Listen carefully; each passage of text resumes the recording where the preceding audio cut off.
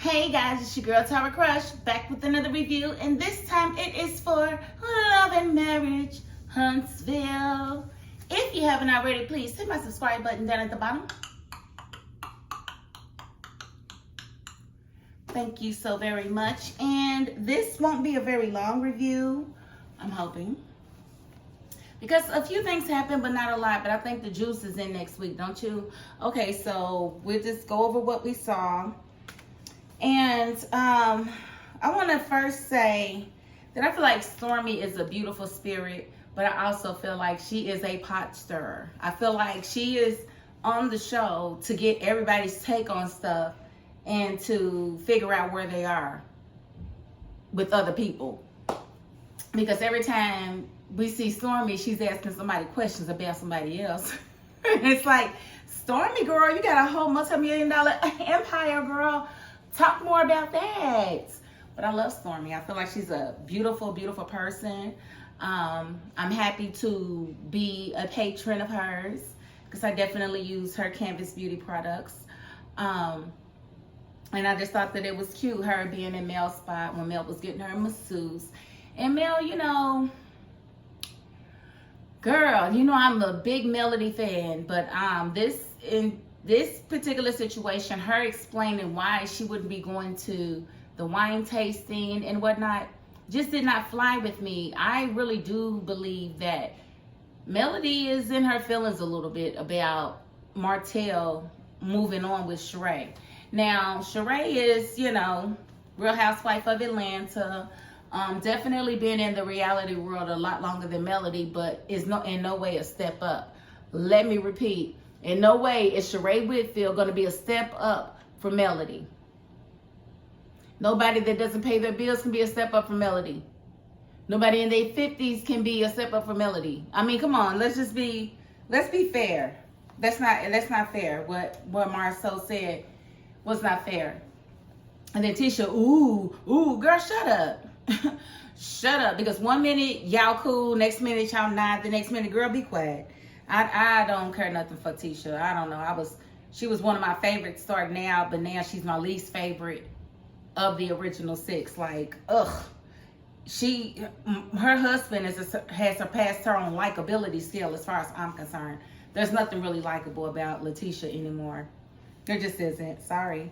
I do feel like it is wild that Chris is really trying to hammer home that Marceau was not with me in Atlanta. Marceau was not with me in Atlanta. Marceau was not with me in Atlanta because clearly Chris was there with his wife.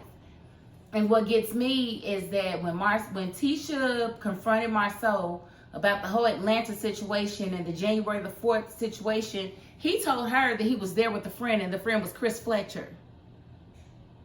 He said he went to dinner, and Chris said he saw him in that afternoon for a couple of hours, but that was it. He was with his wife. So who did you really go to dinner with, Marceau? I sure would like to know, because Tisha been running around saying everybody's trying to ruin her marriage.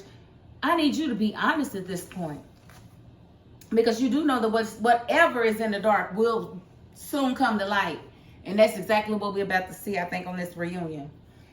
Now, I think Martell's wine tasting was beautiful. I feel like the location was glamorous. I wish Melody had showed up for him like he had shown up for her in previous episodes for things that she had going on. But I can understand why she didn't want to, because Sheree had just come out and confirmed her relationship with Martell, and she probably didn't want to be there if Sheree was going to be there. I get it. Nothing wrong with that. But don't try to make it seem like the only reason you didn't go was because he told his baby mama that you had COVID. Here's the thing. If you had COVID, you had COVID. If he's got a child with this person and he's bringing this child back to his mother, he needs to let the mother know if the child has been exposed to COVID. Did he have to say that it was you? No. Does it really matter? I don't think so. I just think that it's a convenient excuse for you. Now, I don't know what his baby mama said online. Maybe she said something about, I don't know. I don't know what she said online, but whatever it was, Melody didn't appreciate it, and she's totally blaming Martell for it, which I don't feel like is fair. And again, I feel like she is upset about the whole Sheree situation, but I don't think it's because she wants Martell. I think it's because she wants to see some consistency in Martell. I think it's that Martell tells her that he doesn't want to be with her or whatever, but in one breath he's saying that he's with Sheree, and the next breath he's telling Melody that they soulmates. I don't think she wants him, but I think she wants to see him be consistent for once. Like, if he's in my face telling me that I'm his soulmate and he wants to be with me, how could he now be in a relationship with this person and act like there's been nothing between us? No, there wasn't anything on my part, but he was definitely begging. So I think it's just more so I don't think she wants Martell, but I think she wants Martell to be honest, and I think she wants Martell to be real and to stop being messy. But it comes off like she's jealous, but I really don't think that that's the case. If I'm in an interview and somebody asks me a question and I give them my honest answer is I really don't care about that. That's not me being shady. What Marceau was trying to explain, he was like, she's saying that she's unbothered, but that's not a flex. That's not a good thing to say that you're unbothered. What is she supposed to say? I'm bothered, I'm upset, I'm mad. If she says that she's unbothered, that's bad. If she says she doesn't care, that's bad. What can she say that would satisfy you, Marceau, to know that she's indifferent about the whole situation? I would just really love to know. Please tell me. What is it that she should be saying? Because I don't see anything wrong with what she told that interviewer. And I definitely think that social media likes to stir the pot. They want things to be messier than they are a lot of times. And a lot of times it's just people being people. But we want to make it so much more than what it actually is. And so I'm not mad at Melody for that. Not mad at all. Now, Martell coming over her house, pulling off and then coming back and all that little backward stuff. I don't like that. I didn't like the fact she didn't let him in, but if she didn't let you in since y'all been divorced, why are you looking to come in now? What would make you think that you've done anything to deserve to come in now? I don't think you think that. I just don't. Okay, and so the only other thing I do want to touch on is the Kimmy situation. Now, Stormy learned on this episode that Kimmy is fighting breast cancer. She had no idea what was going on at her peace party, but she did bring it up, and Kimmy did let her know that she was, fighting her cancer, and said she has 2 lumps, and so it's 2 cancers. And I was hoping that we would learn on the reunion that Kimmy made it through her fight and everything is cool, she's in remission. But from the previews, I don't think we're going to learn that at all. I do want to reiterate that I absolutely love and adore Kimmy. I'm praying that she makes it through, which tells me that she will make it through.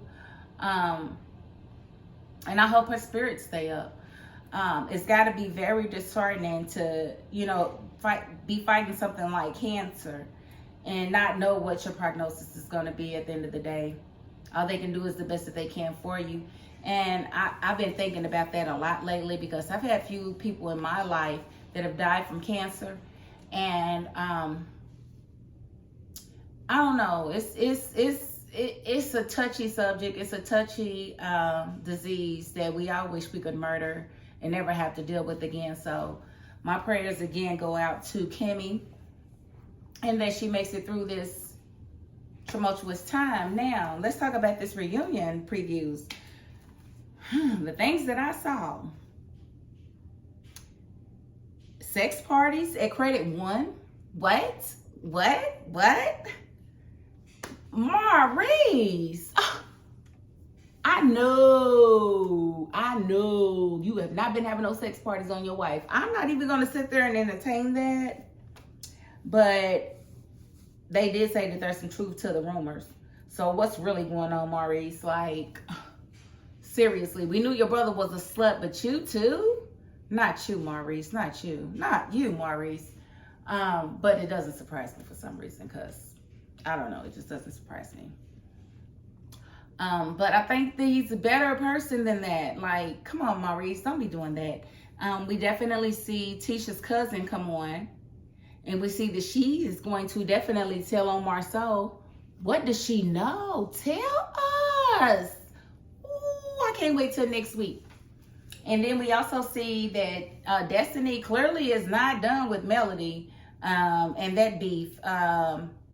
She said something about Destiny calling Martell in the middle of the night, like 4 and 5 o'clock in the morning. Girl, what's going on?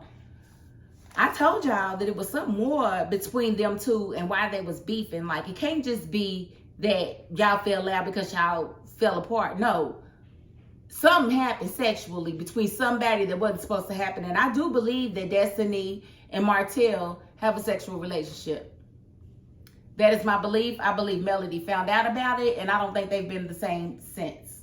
And I think that's why Melody is okay not being her friend, because she knows that Destiny is a snake. And I wouldn't be surprised if Destiny and, wasn't a third wheel to them, a throuple.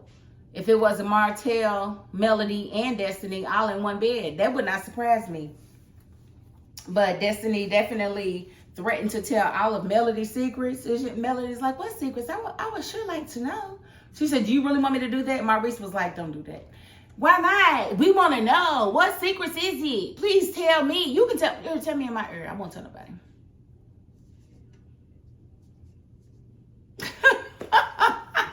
I'm going to tell you if they tell me in my ear, I'm going to tell y'all. I'm going to tell. I'm going to tell. So you don't want nobody to know, don't tell me, because I can't hold water in a bucket. I do believe next week is going to be very joyous to see. It looks like it's going to be a lot of craziness back and forth. And I can't even pinpoint all of it. I'm going to have to see some more previews. But yeah, next week is going to be juicy. And I don't know how many parts it's going to be to this reunion, but hopefully it'll be at least 2. Because I like a lot of drama.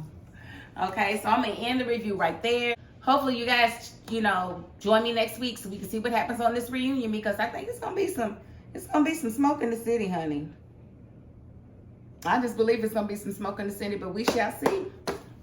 But if you haven't already, please hit my subscribe button down at the bottom. Thank you so very much. And if you are the type that does not like to subscribe, you know what? I love you too, because you know what? You got to the end of this video, and that's more than I could ever even ask. Because you didn't have to do that, but you did. So thank you. Okay? All right. And that is my $5.02. Peace.